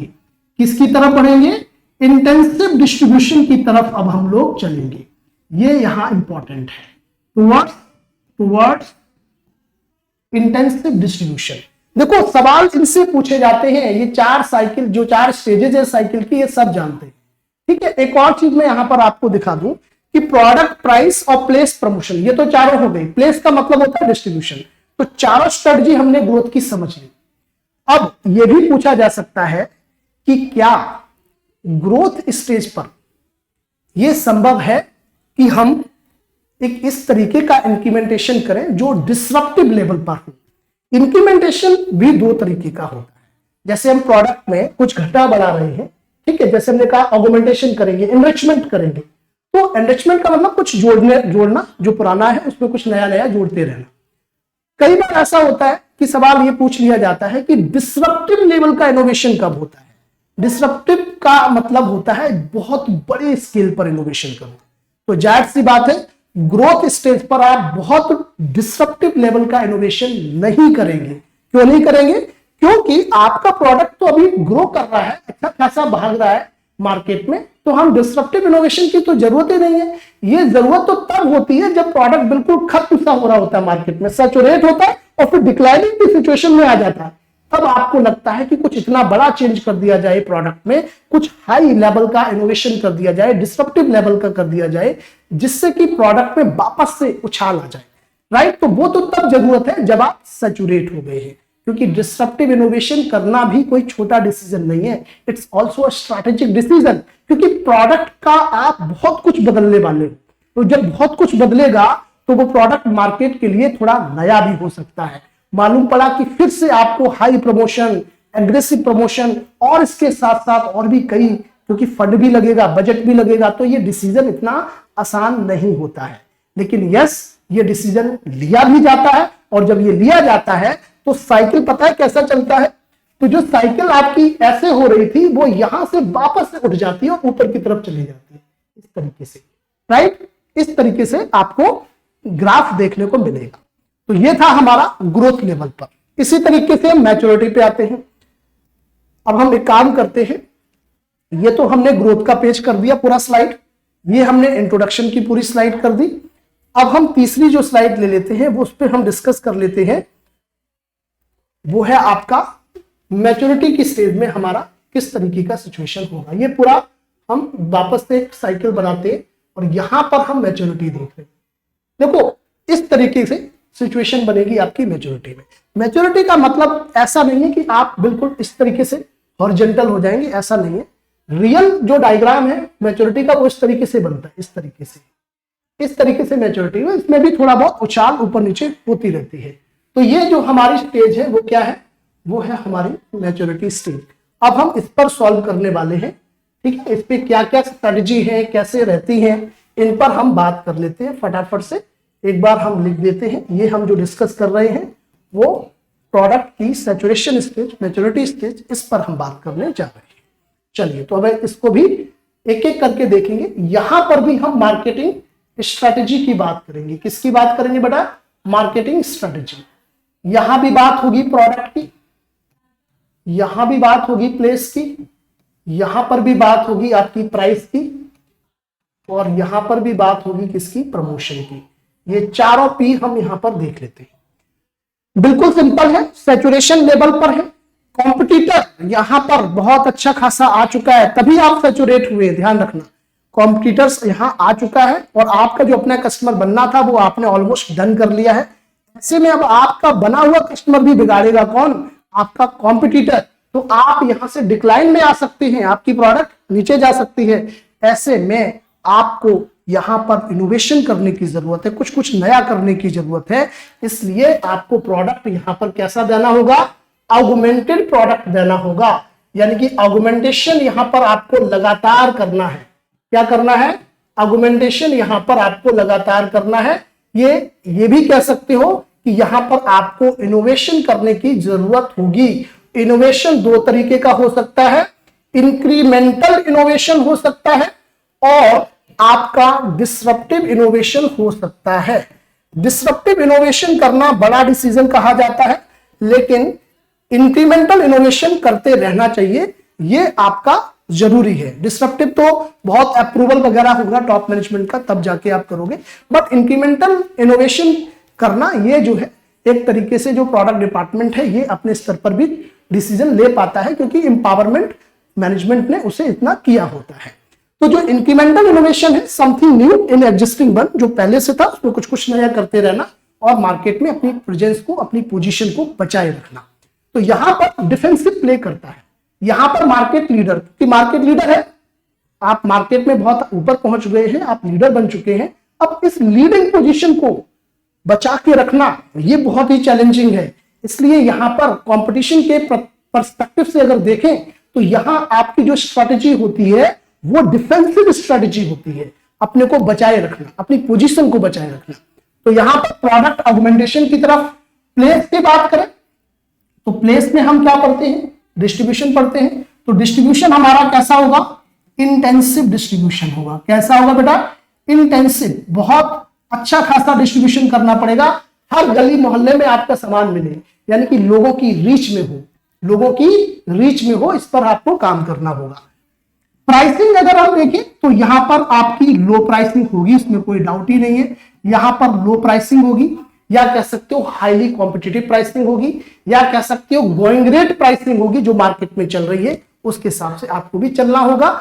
या फिर एक और प्राइसिंग यहां पर हो सकती है जो अलाउड नहीं है, जिसको अलाउ नहीं किया गया है, गवर्नमेंट उस पर कंट्रोल करती है, अलग अलग एजेंसी कंट्रोल करती हैं, जिसको बोलती है प्रीडेटरी प्राइसिंग। क्या बोलते हैं बेटा, प्रीडेटरी प्राइसिंग। ये प्रीडेटरी प्राइसिंग कौन सी प्राइसिंग होती है बेटा, ये प्रीडेटरी प्राइसिंग के नाम से ही आपको समझ में आ रहा होगा, ये सभी को किल कर देगी, ऐसी प्राइसिंग है। जैसे आपने देखा होगा जब मार्केट में जियो आया था तो उसने सब कुछ फ्री दिया था, फ्री के बाद फिर कुछ पैसे लगाए, पैसे चार्ज किए, वो भी कम किए थे शुरुआत में, और अपनी पोजीशन बनाई। Try, telecom regulatory authority of India, जो भारत की एजेंसी है, भारत सरकार की, उसने कई बार जो है जियो कंपनी को वार्न भी किया। इस पर कई जो है डिबेट, डिस्कशन हुए और मामला कोर्ट तक पहुंचा। तो कुल मिला के उसके बाद आपको पता है फिर जियो ने प्रॉपर प्राइसिंग की जैसे सभी लोग करते हैं, लेकिन तब तक उसने एक बहुत बड़ा मार्केट बेस अपना बना लिया था। तो प्रेडेटरी प्राइसिंग अगर देखा जाए तो वो प्राइसिंग है जो आप इतनी कम कर देते हैं। जैसे मान लीजिए 10 रुपए का प्रोडक्ट है, 10 रुपए की कॉस्ट है किसी प्रोडक्ट की और आप 12 में बेचते हैं, 2 रुपए फायदा कमाते हैं।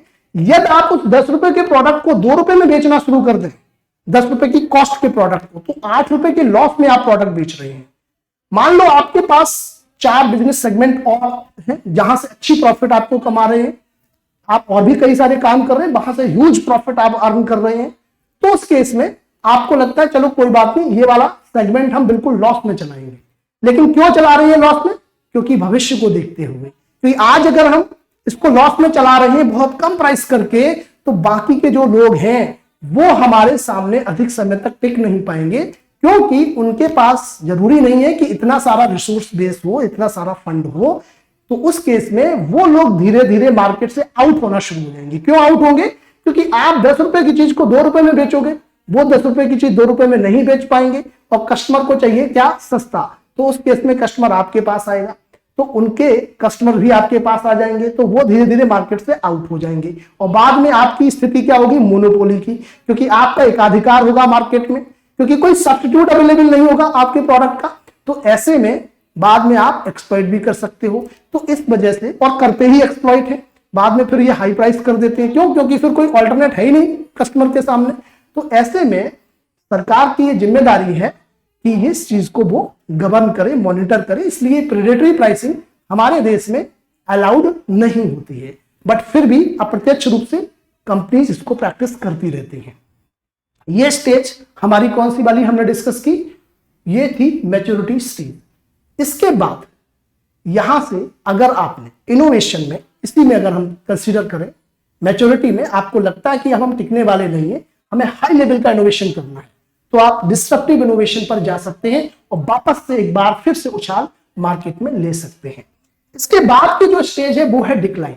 डिक्लाइन स्टेज को अलग से पढ़ाने की जरूरत इसलिए नहीं होती क्योंकि ये वो स्टेज है जहां पर आप अब धीरे धीरे अपना जो भी बोरिया बिस्तर है सब समेट रहे हैं, मतलब प्रोडक्ट आप बंद होने वाली कगार पे आ रहा है और अब आप यहां पर प्रोडक्शन भी कम करना शुरू कर देंगे, क्योंकि जब सेलिंग नहीं होगी ज्यादा तो जाहिर सी बात है प्रोडक्शन आपका कम होगा, प्रोडक्शन कम होगा, कॉस्ट भी फिर कम आएगी और कुल मिला के धीरे धीरे अब आप इसको बाइंड करते जाएंगे। ठीक है, तो ये हमारी कौन सी स्टेज होती है? डिक्लाइनिंग स्टेज होती है। कई बार कंपनीज जो है एक प्रोडक्ट को बंद करके फिर दूसरे प्रोडक्ट की तरफ बढ़ जाती है और कई कंपनी ऐसी भी होती है जिनकी प्रोडक्ट की डिक्लाइनिंग स्टेज बहुत लंबे समय के बाद आती है। देखो, डिक्लाइन 2 तरीके से प्रोडक्ट का आता है। एक तो ऐसे हो सकता है कि कोई बेहतर प्रोडक्ट, बेहतर सब्स्टिट्यूट लोगों को मिल जाए, आपसे ज्यादा बेहतर हो, या हो सकता है कि आप जिस प्रोडक्ट में डील कर रहे हो वो प्रोडक्ट ही अब आउटडेटेड हो जाए। उदाहरण के लिए अब जैसे आप इसको देखिएगा, जो आपका कार्बन कॉपी होती थी पहले, अब तो फोटोकॉपी, फोटोस्टेट की मशीन, फोटोकॉपी सब कुछ चल रहा है। पहले क्या था? कार्बन कॉपी होती थी, जो फीस की रिसीट दी जाती थी, वहां कार्बन कॉपी जो है यूज की जाती थी। अब कार्बन कॉपी का मार्केट बिल्कुल खत्म हो गया। अब अगर इसमें आप कितना भी इनोवेशन करेंगे तो कार्बन कॉपी के मार्केट को ऊपर नहीं ले जा सकते, क्योंकि जब कोई प्रोडक्ट ही ऑब्सोलीट हो गया मार्केट से, उसकी जरूरत ही नहीं है, तो फिर वो प्रोडक्ट आपका बंद होगा ही होगा। राइट? तो पीएलसी की जो साइकिल है ये अनिवार्य है, हर जगह है। हो सकता है किसी की लंबी चले, किसी की शॉर्ट चले, किसी की मॉडरेट रहे, ये हो सकता है। ठीक है बात, यहां तक कोई दिक्कत परेशानी तो बताइए। All done. चलिए अब इसमें कुछ नई चीज में आपको और बताता हूं। ये तो एक सामान्य साइकिल हमने आपको बताई जिसमें अलग अलग स्टेजेस पर क्या क्या मार्केटिंग स्ट्रेटेजी होती है उन पर हमने चर्चा की। अब इसी सीरीज में अगर हम आगे बढ़े, जैसा कि मैंने बताया था कि जो मार्केटिंग स्ट्रेटेजी होती है वो कई बार केसेस पर भी डिपेंड करती हैं। एक जनरल पैटर्न अभी आपने सीखा, हो सकता है कि आप एक ऐसे मार्केट में जा रहे हो जहां पर लोग प्रोडक्ट के साथ, प्रोडक्ट से पहले से ही बहुत ज्यादा अवेयर हो, जहां प्रोडक्ट इतना ज्यादा वैल्यूएबल है लोगों के लिए कि वो हाई प्राइस भी इसके लिए पे करने की क्षमता रखते हैं, योग्यता रखते हैं या मन रखते हैं। या फिर ऐसा भी मार्केट हो सकता है जहां पर आपका जो प्रोडक्ट है उसके सब्स्टिट्यूट है ही नहीं बिल्कुल, तो उस केस में क्या करना चाहिए। तो ऐसे अलग अलग केस वाले सवाल भी पूछे जा सकते हैं। तो उन केस वाले सवाल में किस तरीके से हम इसको इंटरप्रेट करेंगे, इसको समझने के लिए फिलिप कोटलर ने बेहतरीन तरीके से यहां पर 4 स्ट्रेटेजी की बात की है जो आप यहां पर लगा सकते हैं। देखिए, नंबर 1, रैपिड स्किमिंग। क्या बोला है? Rapid skimming. यहां पर केस क्या है? केस है जब larger part of potential market is unaware. देखो, मार्केट एक आपका कॉमन मार्केट है, एक है पोटेंशियल मार्केट। पोटेंशियल मार्केट वो मार्केट है जहां आपकी वस्तुएं, आपकी सेवाएं प्रॉपर तरीके से कंज्यूम की जा सकती हैं। ये वो लोग हैं जो आपके प्रोडक्ट को खरीदने की क्षमता रखते हैं, अफोर्डेबिलिटी रखते हैं, डिमांड रखते हैं, या कह सकते हो एबिलिटी टू पे रखते हैं, राइट। तो ऐसे में जो पोटेंशियल मार्केट है, इन्होंने कहा कि अगर बहुत बड़ा हिस्सा पोटेंशियल मार्केट का आपके प्रोडक्ट से अनअवेयर है, जानता ही नहीं है, पहला केस। और जहां दूसरा केस दे रखा है कि लोग हाई प्राइस को भी पे करने के लिए तैयार हैं, रेडी हैं, तो जाहिर सी बात है हाई प्राइस देने के लिए तैयार है और अवेयर नहीं है, तो हमें बहुत ज्यादा प्रमोशन भी करना है। तो हाई प्राइस और हाई प्रमोशन का कॉम्बिनेशन वहां पर स्ट्रेटजी में देखा जाएगा। तो इस तरीके का सवाल जब आएगा तो आपको ये ऊपर जो मैंने लिखा है ये पूरा स्टेटमेंट लिखा होगा और नीचे 4 ऑप्शन में लिखा होगा high price high promotion, high price low promotion, low price low promotion, low price high promotion, ऐसे करके ऑप्शंस दिए होंगे, आपको एक टिक करना होगा। तो रैपिड स्किमिंग का मतलब समझ में आ गया, जहां हाई प्राइस रखनी है और हाई प्रमोशन रखना है। क्यों ऐसा है? क्योंकि मार्केट अनअवेयर है, बड़ा हिस्सा मार्केट का अनअवेयर है आपके प्रोडक्ट से और हाई प्राइस देने को तैयार है। उस केस में ये हमें स्ट्रेटजी यूज करनी है। अगली स्ट्रेटजी है जिसको बोल रहे हैं स्लो स्किमिंग। स्लो स्किमिंग, इसका मतलब सीधा है कि जो मार्केट है वो लिमिटेड है, साइज उसका क्या है? लिमिटेड है, और मोस्ट ऑफ द मार्केट आपके प्रोडक्ट को जानता भी है, यानी कि अवेयर भी है, और साथ में हाई प्राइस देने के लिए भी तैयार है। अब 2 चीजें देखिएगा, हाई प्राइस देने के लिए तैयार है और अवेयर भी है। अब कोई मार्केट पहले से अवेयर है तो हाई प्रमोशन करने की जरूरत नहीं है, फिर लो प्रमोशन करना है। हाई प्राइस देने को तैयार है तो फिर हाई प्राइसिंग करना है। तो इसका मतलब हमारा जो स्ट्रेटजी होगा वो क्या होगा? High price low promotion. तो ऐसे स्टेटमेंट दिए हो सकते हैं और इस तरीके के सवाल पूछे जा सकते हैं। यहां पर एक और केस लेते हैं, यहां पर लिखा है रैपिड प्रमोशन। रैपिड प्रमोशन का मतलब है कि यहां पर इन्होंने कहा अब रैपिड प्रमोशन है, फास्ट तरीके से प्रमोशन करना है, तो जाहिर सी बात है मार्केट कैसा होगा? अनअवेयर होगा, most of the market unaware होगा। अब रैपिड प्रमोशन में लो प्राइसिंग होती है। क्यों लो प्राइसिंग होती है? क्योंकि मार्केट के अंदर जो लोग हैं वो प्राइस सेंसिटिव हैं। जहां प्राइस सेंसिटिव लोग होते हैं वहां अगर आप प्राइस बढ़ाओगे तो समस्या देखने को मिल सकती है। और दूसरी एक इंपॉर्टेंट चीज और है, यहां स्ट्रॉन्ग पोटेंशियल कस्टमर भी है, क्योंकि प्राइस सेंसिटिव व्यक्ति तभी होगा जब सब्स्टिट्यूट अवेलेबल होंगे। यदि हमारे पास कोई सब्स्टिट्यूट ही नहीं है तो हम प्राइस सेंसिटिव नहीं होंगे, क्योंकि हमारे पास विकल्प ही नहीं है। जिसके पास विकल्प होता है वो प्राइस को लेकर ज्यादा ऊपर नीचे होगा, क्योंकि वो विकल्पों पे जा सकता है, सब्स्टिट्यूट पे जा सकता है। ऐसे में ध्यान रखिएगा, जहां स्ट्रॉन्ग पोटेंशियल कंपटीशन हो, जहां लोग जो है अवेयर ना हो प्रोडक्ट से और साथ में कंपटीशन ज्यादा है तो प्राइस सेंसिटिव है, तो जाहिर सी बात है यहां पर लो प्राइस और हाई प्रमोशन होगा। ठीक है बात? लो प्राइस हाई प्रमोशन, यहां तक क्लियर है बात? डन है। अनअवेयर है लोग मार्केट से, अनअवेयर है तो हैवी प्रमोशन की जरूरत करनी है, हैवी प्रमोशन करना ही पड़ेगा, तभी लोगों तक आपकी बात पहुंचेगी। इसके बाद एक और है, ये लास्ट है कोटलर के आधार पर, स्लो पेनिट्रेशन। स्लो पेनिट्रेशन जहां मार्केट साइज बहुत बड़ा है, ठीक है, मोस्ट ऑफ द मार्केट हमारे प्रोडक्ट से अवेयर है और most of the buyer price sensitive है। प्राइस सेंसिटिव जब भी लिखा होगा समझ जाइए वहां कंपटीशन है। अगर कंपटीशन नहीं होगी तो प्राइस सेंसिटिविटी ही वहां पर नहीं होगी, क्योंकि सब्स्टिट्यूट है तो कंपटीशन है, सब्स्टिट्यूट है तो फिर लोग जो है वो प्राइस सेंसिटिव होंगे ही होंगे। तो यहां पर आपको देखना है क्या? Slow penetration. पेनिट्रेशन से भी आप समझ सकते थे, पहले भी हमने पढ़ाया है, जहां पेनिट्रेशन है वहां लो प्राइस होगी। राइट? क्लियर है बात? और दूसरी चीज उन्होंने बताई है मार्केट अवेयर है, तो अवेयर है तो प्रमोशन भी लो करना पड़ेगा। तो जहां भी शब्द लिखा हो पेनिट्रेशन, वहां आप इसको लो से कनेक्ट कर दीजिएगा, आपको बड़ी सहूलियत मिलेगी सवाल को सॉल्व करते समय। क्लियर है बात? तो ये थी हमारी 4 स्टेजेस, साथ में डिफरेंट केसेस। जो 4 स्टेज हमने पढ़ाई, इंट्रो, ग्रोथ, मैच्योरिटी, डिक्लाइन, उसके साथ साथ वो एक जनरल पैटर्न था, उसके साथ साथ अगर अलग अलग केस दिए हो तो ये 4 केस बनते हैं जो आपको भी हमने समझाए। ठीक है बात? चलिए, इसके बाद कुछ आपको साइकिल्स में दिखाता हूं कि प्रोडक्ट की जो साइकिल्स होती हैं वो अलग अलग तरीके से आपको देखने को मिल सकती हैं। ठीक है, वो तरीके क्या हैं वो आपको यहां पर दिख रहे होंगे। यहां पर आप देखिए ध्यान से, ये सिंपल एक इंट्रो हुआ, ग्रोथ हुआ और प्रोडक्ट यहां पर मैच्योर हो रहा है। ठीक है, मैच्योरिटी पे आ रहा है। तभी क्या होता है, क्योंकि हमने अभी बात की थी, जब आप ग्रोथ करते हैं तभी कंपटीशन भी इमर्ज होना शुरू हो जाता है, और जब आप सैचुरेशन पे पहुंचते हैं तब ये ग्रोथ पर पहुंचते हैं। ठीक है, जो आपके कंपटीटर्स हैं, क्योंकि ये आपके बाद आए थे, और ऐसे में ये आपको इन्वेड कर लेते हैं, यानी आप यहां पर रह जाते हैं और फिर आप धीरे धीरे नीचे की तरफ जाएंगे, डिक्लाइन की तरफ जाएंगे, वहीं ये जो है आपको आपसे ऊपर निकल जाएंगे। इसको बोलते हैं इनवेडिंग प्रोडक्ट। तो इनवेडिंग प्रोडक्ट हमेशा आपको क्या करेगा, क्रॉस कर देगा। क्या कर देगा? इनवेडिंग प्रोडक्ट हमेशा आपको क्रॉस करता हुआ ऊपर निकल जाएगा। ठीक है, और आपका जो एस्टैब्लिश प्रोडक्ट है वो धीरे धीरे नीचे जाना शुरू हो जाएगा। ऐसे में अगर आपने इंक्रीमेंटल जो इनोवेशन है, इंक्रीमेंटल इनोवेशन नहीं करा तो आप हो सकता है मार्केट से बाहर हो जाए।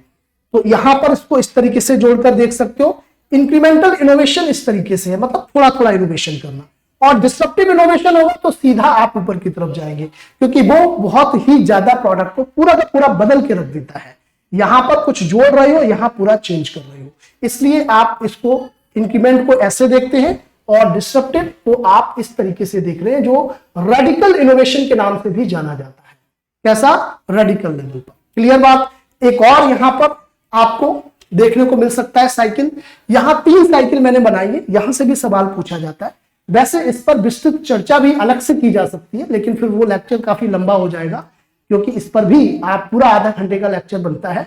बट फिर भी हम काफी शॉर्ट में आपको समझा देते हैं इनकी साइकिल किस तरीके की देखने को मिल रही है।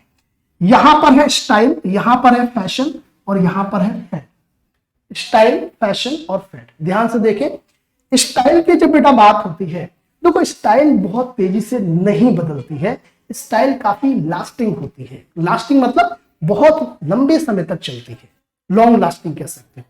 जैसे हम लेट्स से एक उदाहरण लेते हैं, ड्रेस का उदाहरण लेते हैं। एक होता है जो फॉर्मल कपड़े पहनता है, ठीक है, एक होता है जो कैजुअल पहनता है। अब फॉर्मल और कैजुअल ये आपकी कपड़े की पहनने की क्या है, स्टाइल है, और ये बहुत लंबे समय से चल रही है और बहुत लंबे समय तक चलेंगी, ये तेजी से नहीं बदलती। लेकिन इसी में जो फॉर्मल स्टाइल है, इसमें भी आजकल आपने देखा होगा, फॉर्मल स्टाइल के अंदर भी कपड़ों का जो पहनने का तरीका है वो हल्का सा चेंज हो रहा है, और कोई कभी कभी ऐसा जो है स्टाइल होती है वो इतना ज्यादा पॉपुलर हो जाती है, बहुत ज्यादा पॉपुलर हो जाती है, जिसको हम कई बार फैशन का रूप दे देते हैं। क्या दे देते हैं? फैशन। तो फैशन जो होती है वो उतनी लंबी नहीं चलती जितनी स्टाइल, क्योंकि जो चीज जितनी जल्दी पीक पर आती है, ध्यान रखना, वो उतनी ही जल्दी डाउन होती है। जो चीज जितनी जल्दी पीक पर आएगी वो उतनी जल्दी डाउन भी होगी। तो ध्यान रखना, फैशन को हम बोलते हैं वो जो मोर पॉपुलर स्टाइल है उसको हम फैशन के रूप में देख लेते हैं, और ज्यादा पॉपुलर चीज ज्यादा जल्दी खत्म भी होती है।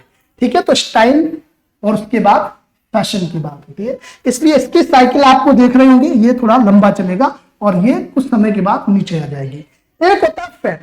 फैड जैसे कलर होता है ना, कलर फैड हो जाता है, कलर फैड हो जाता है, कपड़े आपने धोए कलर फैड हो गया।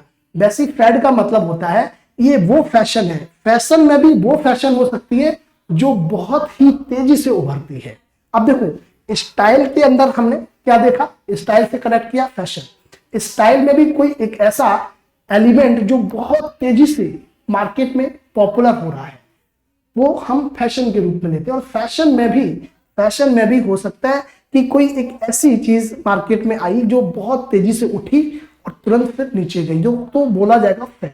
फैड वो फैशन होती है जो तुरंत डिसअपियर हो जाती है, बहुत तेजी से डिसअपियर हो जाती है। राइट, ऐसे कई कपड़ों में या देख लो या किसी और भी चीज में देख सकते हो, प्रोडक्ट्स में भी देख सकते हो, कुछ ऐसी आपको फैशंस दिखेंगी जो ज्यादा समय तक नहीं चलती हैं। वो ज्यादा समय तक नहीं चल रही है, मालूम पड़ा 3 महीने में, 2 महीने में, 4 महीने में, 6 महीने में ही आउट हो रही है, 1 साल में आउट हो रही है, तो उसको फैड से जोड़कर देखती है। और जो थोड़ा सा लंबा समय ले लेती है, जैसे कि मान लो उसने 2 साल से ऊपर ले लिया, 3 साल ले लिया, 4 साल ले लिया, तो वो आपकी फैशन की कैटेगरी में आ जाएगी। और अगर किसी चीज ने मोर देन 10 ईयर्स ले लिया, मोर देन 5 ईयर, 15 ईयर्स, इससे भी ऊपर ले रही है, तो फिर वो लंबे समय तक चलेगी, तो हम उसको स्टाइल में जोड़कर देख सकते हैं। तो यहां पर जो फैड है ये बहुत तेजी से नीचे गिरेगी, यानी इसकी साइकिल सबसे छोटी होती है, यहां पर मैच्योरिटी होती ही नहीं है, ये मान के चलिएगा। ठीक है, इसके बाद एक और आपको ऑप्शन देखने को मिलेगा इसी तरीके से, प्रोडक्ट कैटेगरी, प्रोडक्ट फॉर्म और ब्रांडेड प्रोडक्ट। इसको मैं थोड़ा तेजी से बताऊंगा क्योंकि इसमें भी बहुत लंबी क्लास हो सकती है। तो प्रोडक्ट कैटेगरी हमेशा याद रखिएगा लॉन्ग लास्टिंग आपकी चलती है, मतलब लंबे समय तक चलती है। प्रोडक्ट कैटेगरी लंबे समय तक चलेगी। जैसे मान लीजिए हम एग्जांपल दें, कार क्या है? कार एक प्रोडक्ट की क्लास है। कार क्या है? एक प्रोडक्ट की क्लास है। कार के अंदर अलग अलग जो आपके डिफरेंट, जैसे मान लेते हैं हम एसयूवी की बात करें या हम सेडान कार की बात करें, कॉम्पैक्ट कार की बात करें, ये अगर हम देखें तो ये कहीं ना कहीं उसी कार की अलग अलग कैटेगरी के रूप में देखने को मिल सकते हैं। तो ये बहुत जल्दी आपकी फैड होने वाली नहीं है, लंबे समय तक चलेगी। वहीं दूसरी तरफ अगर प्रोडक्ट के फॉर्म की बात करें तो फॉर्म क्या होता है? जो हम अलग अलग फीचर्स जो देखते हैं किसी प्रोडक्ट के अंदर, वही उसकी फॉर्म को बताते हैं। उसकी जो डिजाइन है ये थोड़ा तेजी से बदल सकती है, ये लंबे समय तक सस्टेन नहीं करती जैसे कि कैटेगरी करती है। अब सेडान कार है तो सेडान कार तो लंबे समय तक चलेगी, लेकिन सेडान कार के अंदर जो कई सारे आपको डिजाइन देखने को मिल रहे हैं ये बड़े तेजी से बदलते हुए मिल रहे हैं। इसलिए हम कह सकते हैं कि जो प्रोडक्ट फॉर्म है उसकी जो साइकिल होती है वो एक स्टैंडर्ड पीएलसी जो होता है प्रोडक्ट लाइफ साइकिल, उसकी तरह होती है इस तरीके से। ठीक है, वही जो प्रोडक्ट कैटेगरी है ये लंबे समय तक चलेगी, ये काफी लंबे समय तक चलेगी।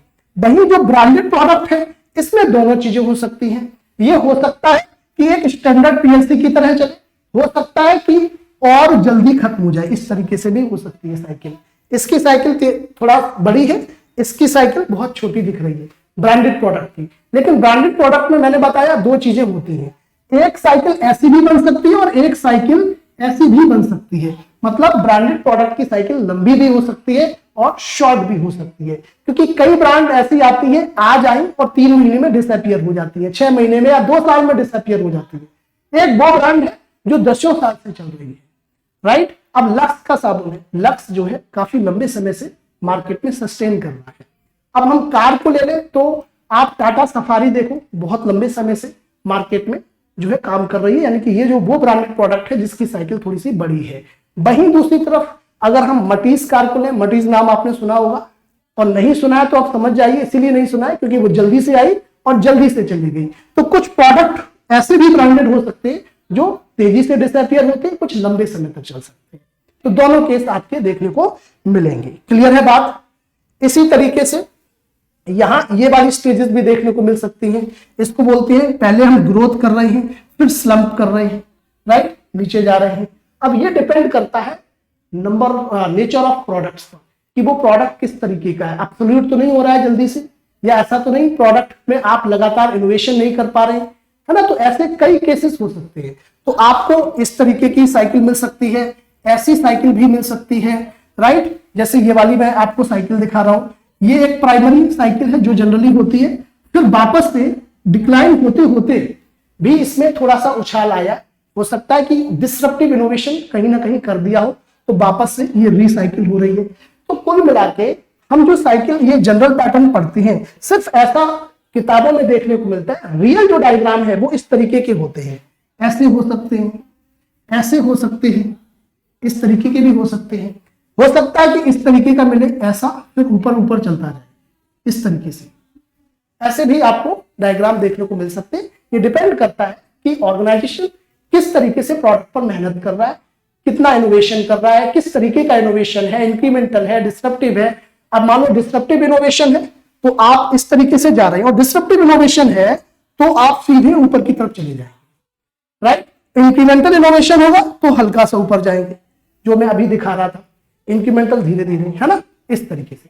तो कई साइकिल आपको यहाँ पर देखने को मिलती है। तो आज की क्लास में इतना ही रहेगा, क्योंकि प्रोडक्ट लाइफ साइकिल की क्लास बहुत लंबी होती है। अगर इसी क्लास को हम देखें तो अभी इसको हम 2 से 3 घंटे और पढ़ा सकते हैं, जब हम इन सभी डायग्राम को डिटेल में डिस्कस करने लगे। क्योंकि पीएलसी एक ऐसा टॉपिक है जो मार्केटिंग का सेंट्रलाइज्ड कह सकते हो पॉइंट है, जहां सब कुछ आप चाहें तो जोड़ सकते हैं, जितनी भी मार्केटिंग में टॉपिक्स होती है।